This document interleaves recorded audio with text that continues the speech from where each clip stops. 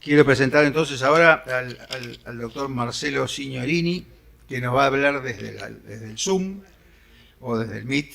El doctor Marcelo Signorini va a hablar sobre evaluación de riesgo como herramienta para priorizar peligros en salud pública en el marco de una salud. Marcelo Signorini es médico veterinario, magíster en ciencias veterinarias y egresado de la Facultad de Ciencias Veterinarias de la Universidad Nacional del Litoral. Es doctor en biotecnología de la Universidad Autónoma de México y es actualmente investigador principal del CONICET y está radicado en el Instituto de Investigación de la Cadena Láctea en Rafaela, INTA CONICET, y es profesor adjunto en el Departamento de Salud Pública de la Facultad de Ciencias Veterinarias de la Universidad Nacional del Litoral. Así que si ya tenemos el... ¿Está? ¿Qué tal? ¿Cómo le va? Buenas tardes. ¿Me escuchan bien? ¿Se ve mi presentación? Sí, sí, se escucha bien, pero ahí está, compartida la pantalla. Gracias. Gracias por la invitación. Me hubiese gustado estar acá, pero bueno, tiempo un poco caótico.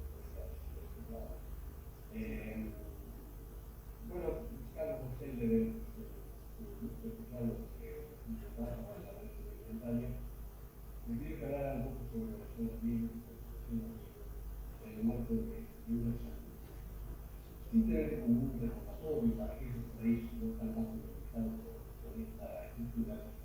El análisis de riesgos es una serie de pasos que siguen la secuencia lógica, donde el objetivo fundamental es poder sustentar estrategias de manejo de riesgo con base en ciencia. Es decir, a la hora que un tomador de decisión decide una estrategia de manejo, que esa estrategia esté basada en el conocimiento científico.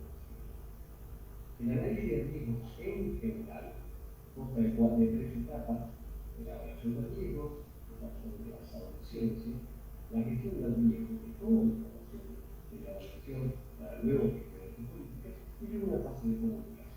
Yo me dedico fundamentalmente a la evaluación de riesgos, la gestión se la dejamos a la SENASA, a la Dirección de Economía provinciales, locales o empresas. Dentro de la evaluación de riesgos hay cuatro etapas. Hay una que normalmente se pasa por alto, que es la identificación del peligro. Esta etapa resulta ser bastante simple en términos teóricos, porque aquí lo que tenemos que tratar de hacer es poder determinar si existe realmente un peligro actuando, qué evidencias tenemos de ese peligro y qué impacto puede tener eso en salud pública o salud animal. Esto que parece bastante simple, bastante sonso, implica algunas dificultades. El problema no es que podamos identificar a un peligro. El problema es que tenemos múltiples peligros actuando en simultáneo. Entonces yo me voy a pedir a ustedes que vayan pensando en los gobiernos en una matriz alimentaria colectiva, que sea de su interés. Y traten de ir enumerando los peligros químicos, físicos o biológicos que pueden estar vehiculizados por esa línea. Y seguramente empezarán a surgir múltiples peligros. Entonces el problema no es identificar un peligro, el problema es identificar cuál o cuáles de todos esos peligros son los que hay que atacar de manera prioritaria. Es decir, no es que uno dice este peligro no existe o lo elimino de la cabeza, sino de esta caterva de peligros, ¿con cuál arranco?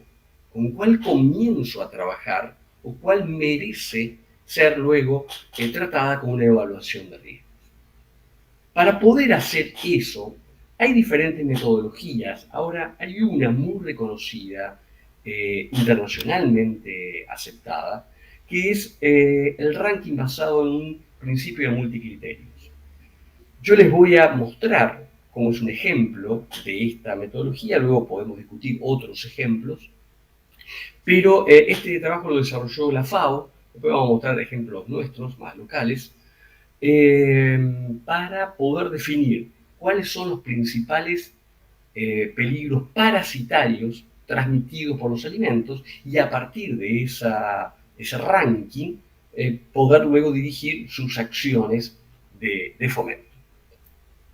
La primera etapa para poder hacer esta priorización es seleccionar los criterios principales. Miren, imagínense que ustedes van a comprar un auto. Cuando ustedes van a comprar un auto, van a mirar de los distintos modelos que existen en el mercado determinadas características, determinados parámetros. Van a mirar que la forma aerodinámica, que el motor, que el confort del habitáculo, la tecnología que esté asociada, el tamaño del baúl, el color del auto, el precio del auto. Bueno, son dos parámetros con los que ustedes van a evaluar a los autos que quieren comprar. Es igual para los peligros de transmisión alimentaria. Uno fija primero cuáles son los parámetros que considera más relevantes para evaluar ese peligro. Entonces, en este trabajo en particular de enfermedades parasitarias transmitidas por alimentos, los expertos que se pusieron a hacer este trabajo, porque obviamente no lo hace una sola persona, sino un panel de expertos, definieron que los puntos, los parámetros relevantes eran el número de enfermos a nivel mundial, qué tanto se distribuye esa enfermedad a nivel mundial, la morbilidad, la letalidad, la potencialidad de incrementar su prevalencia en el tiempo, la relevancia o el impacto que genera esta enfermedad en el comercio mundial de alimentos y cómo impacta en las economías vulnerables. Seguramente ustedes, si tuvieran que pensar en parámetros, a lo mejor hubiesen elegido alguno de estos o a lo mejor elegirían otros distintos. Justamente eso es lo interesante que tiene esta herramienta, que se puede adaptar a circunstancias particulares y locales. Una vez que tenemos este listado de parámetros con los cuales vamos a evaluar a nuestros peligros, los tenemos que ponderar. Es decir, no todos estos parámetros tienen el mismo peso. Volvemos al ejemplo del auto. Algunos considerarán que lo más importante es el tipo de motor que tiene, otro el confort, otro el precio. Bueno, lo que se hace es una ponderación de cada uno de ellos. Entonces, para este grupo de expertos, el número de enfermos a nivel mundial era el parámetro más relevante. Y lo que por ahí menos impacto tenía era la potencialidad de incrementar su prevalencia en el tiempo. Y le ponderó después en el medio con una valoración intermedia. Si ustedes hacen la suma de todos estos parámetros, el valor que les va a devolver es de 1. Es una normalización para llevar todo a un denominador común. Una vez que están seleccionados los parámetros y además se los ponderaron, vamos a asignar un puntaje de impacto para cada uno de los criterios. Entonces tenemos el criterio número de enfermos a nivel mundial. Si es una enfermedad poco presente a nivel mundial, le voy a poner un puntaje 1 para ese parámetro. Ahora, si afecta a más de 10 millones de personas, le voy a poner un puntaje 5. Y entre medio, puntajes entre 1 y 5. ¿Sí? A medida que aumenta el número de enfermos a nivel mundial, aumento el puntaje para ese parámetro.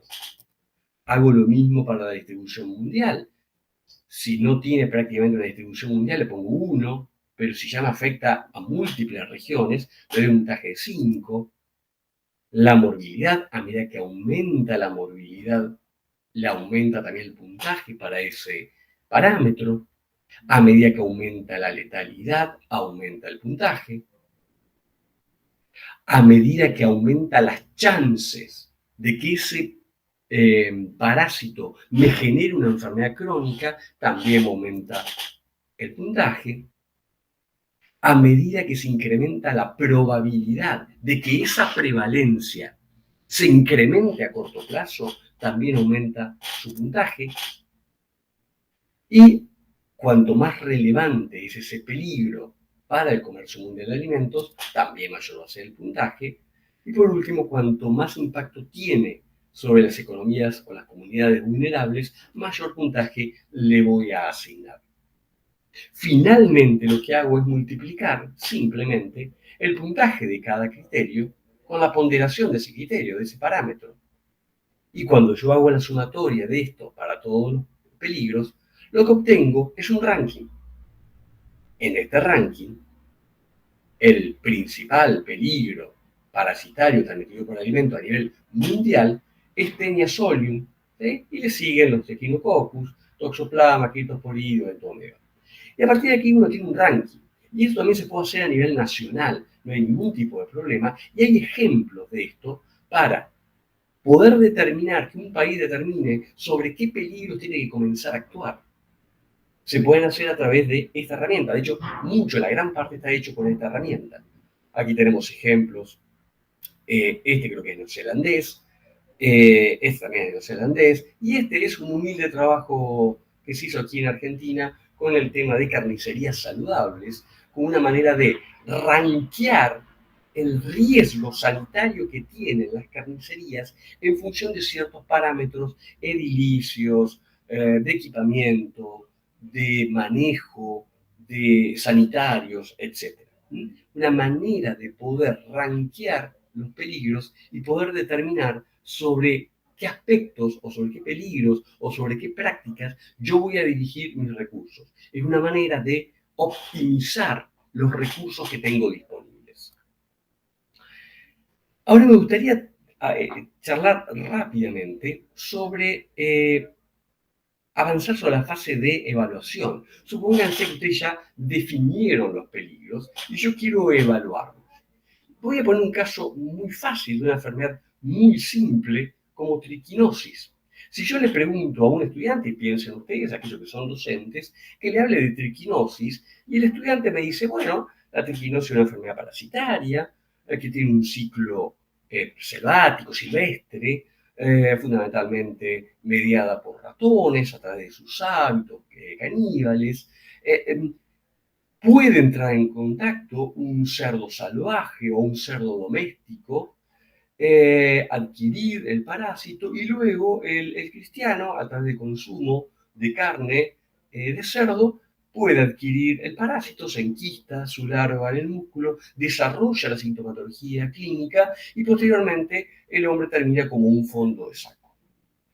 Si un estudiante me dice eso, no le puedo decir que está mal, la verdad que está correcto, es una buena descripción de la enfermedad. El único problema que tiene es que es una visión un tanto determinística, por la cual la sola presencia de un agente etiológico me va a determinar la enfermedad. Este principio de agente huésped ya fue desarrollado por Koch a finales del siglo XIX. Está mal. Está mal decir de que para que haya triquinosis tiene que haber triquinela spiralis. No, obviamente que no, es correcto. Ahora, ¿se acaba ahí la descripción de la enfermedad? El problema de la triquinosis puede ser explicada solamente por esto. Y la verdad es que no, porque si fuese así, yo lo único que tendría que hacer como medida de control es evitar que el humano tome contacto con este cerdo. Y puedo llegar a decir, bueno, todo cerdo que va a consumo humano tiene que tener un negativo a alguna técnica diagnóstica sensible, tipo digestión enzimática artificial. Entonces, cuando el cerdo da negativo, pasa. Fenómeno. ¿Alguien puede estar en duda con eso? No, genial. Es una maravillosa medida de gestión. Ahora, eso puede ser llevado adelante porque uno a veces puede tener esa visión demasiado mecanicista de las enfermedades y olvidarse que hay otros determinantes de la enfermedad que son tanto más relevantes que el patógeno. Entonces, si tenemos comunidades vulnerables donde hay una importante crianza de cerdos de traspatio o comunidades con serios problemas de acceso a la alimentación, ustedes saben que el humano tiene la mala costumbre de querer comer todos los días y va a tratar de proveerse de alimentos todos los días y si su condición son de vulnerabilidad, tratará de hacer uso de la crianza de aquellos animales que mejor rendimiento tenga digiriendo alimentos poco aptos para otras especies. El cerdo, por sus características omnívoras, es un gran elemento, una gran fuente de consumo de proteínas animales. Entonces, ¿cómo le digo a esta gente? Ay, ¿sabe qué? Antes de faenarlo, por favor, hágale una digestión artificial enzimática. A ver, queremos ver cómo esa medida funciona en este tipo de realidades. O tenemos una cuestión cultural también. Esto que ustedes ven aquí abajo es una famosa carneada típica de los inmigrantes italianos. De hecho, esta foto está sacada en una carneada de mi familia. De hecho, yo culturalmente sigo haciendo mis propias salazones y mis propios embutidos. Obviamente ahora no faeno los animales, pero sí lo hago con carne comprada de una carnicería o un frigorífico. Pero esto sigue siendo muy común. Y los cerdos utilizados para la elaboración de estos manjares son cerdos criados a traspatio. Entonces, por favor, que alguien me diga cómo la medida que yo ideé anteriormente de que todo cerdo que va a consumo humano tiene que tener un diagnóstico negativo a la digestión artificial, a ver cómo aplica aquí. Y por si no me creen que esto es mi familia, este que está aquí a la derecha soy yo a mi tierna edad de 3 a 4 años, aquellos que nunca me han visto con pelo, que básicamente es el 100% de la humanidad de esta altura, este soy yo en una carneada. Entonces hay conceptos, hay cuestiones culturales y cuestiones sociales, determinantes sociales, que si no los vemos y si no los metemos en la complejidad de la descripción de una enfermedad, no los vamos a tener en cuenta a la hora de tomar decisiones de manejo y probablemente esas decisiones de manejo no sean todo lo fructíferas que pensábamos. Otro ejemplo que nos ha causado, que nos ha demandado mucho trabajo en los últimos 15 años, está relacionado con esta foto. Ustedes ven un niño relamiéndose ante una apetitosa hamburguesa. Si yo les pregunto a qué peligro puede estar expuesto este niño, seguramente muchos de ustedes rápidamente se le vendrá a la cabeza síndrome urémico hemolítico.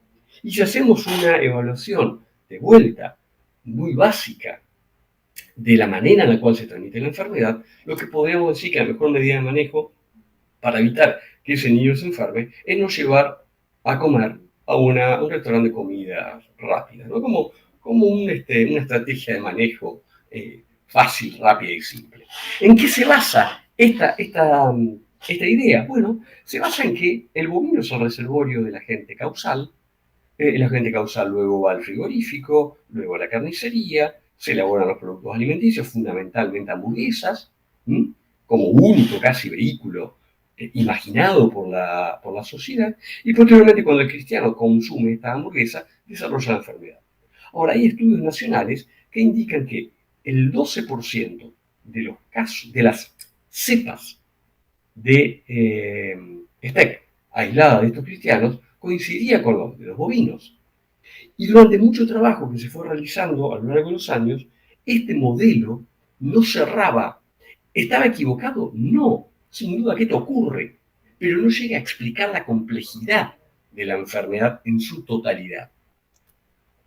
Entonces, siguiendo un poco el análisis, si el bovino es el reservorio, el bovino puede producir carne, pero también puede producir leche. La leche no puede tener riesgos de transmitir la bacteria que genera el síndrome urémico hemolítico. Sí, y de hecho hay estudios nacionales que lo han encontrado en leche. Ahora bien, si el bovino, a través de su producción, genera descargas, eso luego de las lluvias, por traslado del agua, correntías, llega hasta los mantos acuáticos y cuanto arroyo, lago, lagunita haya, las personas pueden ir a tener un baño recreativo. Estos cristianos pueden tomar contacto con el agua contaminada por este bovino a través de agua recreativa. O también puede llegar a las aguas de consumo y el humano infectarse. O también puede llegar a los vegetales que se consumen sin previa cocción a través de las aguas de riego. De hecho, los brotes más grandes número de personas afectadas ha sido por consumo de vegetales, fundamentalmente espinacas, y por favor les pido que recuerden el brote síndrome urémico hemolítico en Europa, o el último caso que hubo en Estados Unidos, o por lechuga, esa lechuga muy, muy bonita que se utiliza para la elaboración de hamburguesas comerciales. No ha sido por carne, sino también ha sido por vegetales, fundamentalmente por vegetales.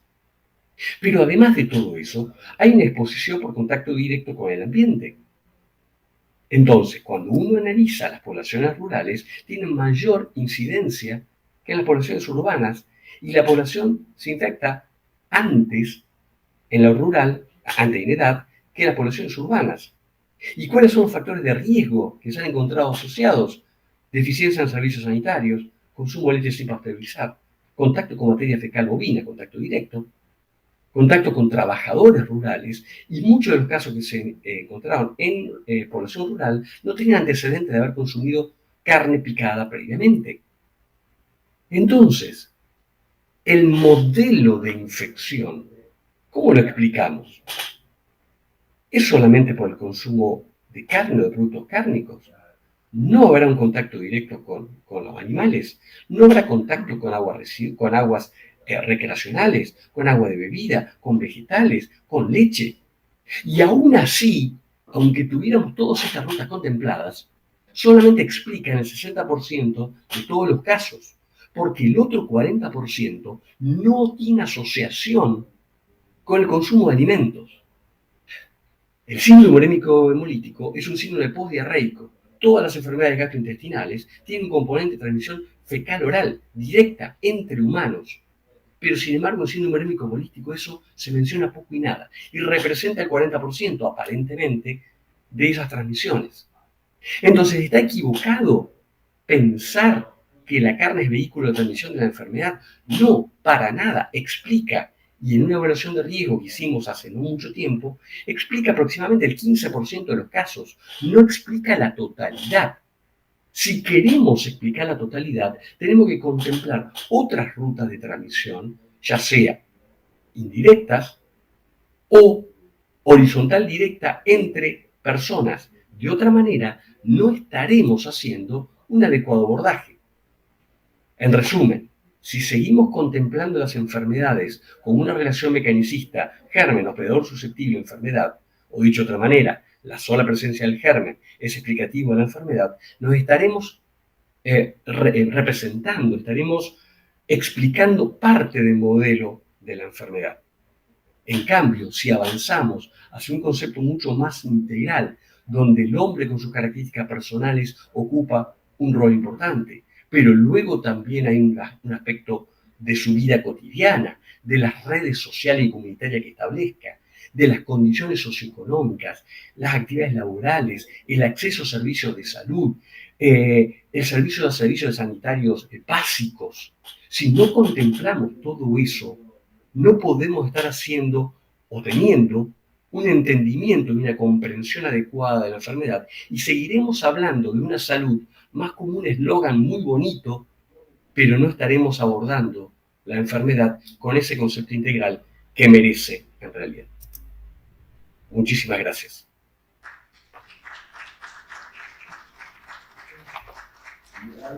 Bueno, muchas gracias, Marcelo.